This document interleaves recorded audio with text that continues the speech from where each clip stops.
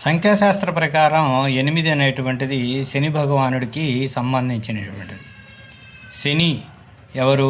సూర్య భగవానుని యొక్క పుత్రుడు.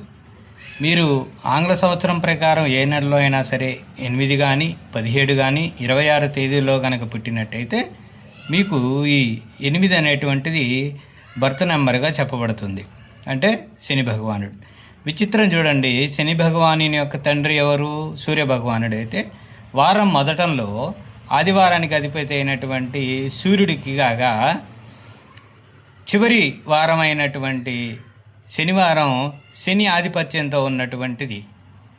కాబట్టి సూర్యుడు ఆత్మకారకుడు, మరణకారకుడు లేదా ఆయుష్కారకుడు శని భగవానుడు.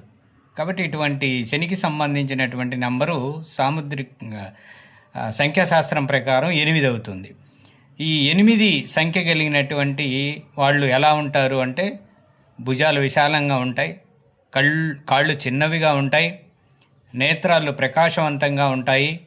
అలాగే వీళ్ళని ఈ లక్షణాలతో ఉన్నటువంటి వాళ్ళని మనం వీరు 8వ తారీఖు పుట్టుంటారు లేదా 8 డెస్టినీ నెంబర్ అని చెప్పి మనం గుర్తుపట్టచ్చు అన్నమాట. వాళ్ళు 8 పురాణాల్లో కూడా చాలా ప్రాధాన్యత కలిగినటువంటిది. సాక్షాత్తు శ్రీకృష్ణ పరమాత్మ అష్టమి రోజే కదా పుట్టింది. అంటే 8 అష్టైశ్వర్యాలు, అష్టభోగాలు, సకల సౌఖ్యాలు కూడా దీంట్లోనే మనకి గుర్తుంటాయి.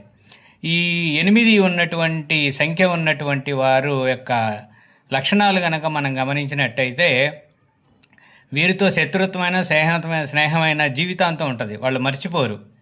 వీరికి దాంపత్య సుఖం బాగానే ఉంటుంది. అయితే ప్రేమ వివాహాలు మాత్రం వీళ్ళకి నచ్చవు.